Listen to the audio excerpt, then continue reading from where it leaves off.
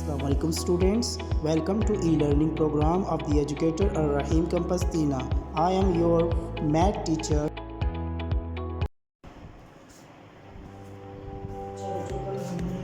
इसके बारे में पढ़ा लॉगरिथम्स के बारे में, फिर हमने पढ़ा कि लॉगरिथम्स टर्म्स कौन सी होती हैं जो लॉगरिथम फॉर्म में होती है और एक्सपोनेंशियल टर्म्स क्या होती हैं।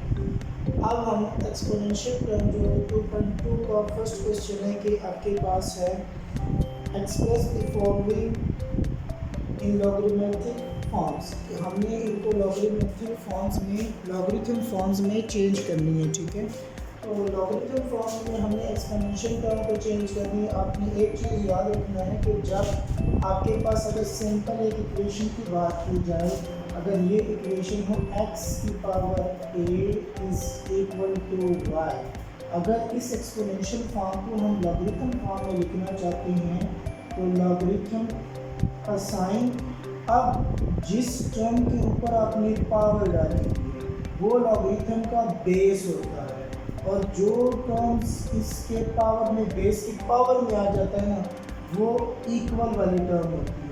ठीक है, एंड जो इक्वल वाली टर्म होती है ना, इसका हमने लॉग लेना होता है।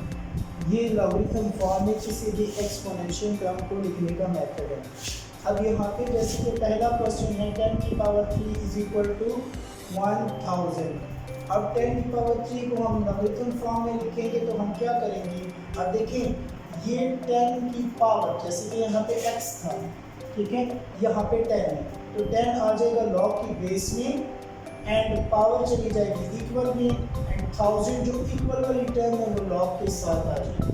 ठीक है, इसी तरह सेकंड पार्ट है 3 की पावर -3 इज इक्वल टू 1/27। इसको लॉगरिथम फॉर्म में लिखते हैं। अब 3 की पावर -3, तो ये 3 आ जाएगा लॉग की यहाँ पे बेस में इस जगह पे, और जो -3 है ये, ठीक है, ये आ जाएगा इक्वल में, एंड इक्वल वाली टर्म जो होगी वो लॉग के साथ आ जाएगी 1/27।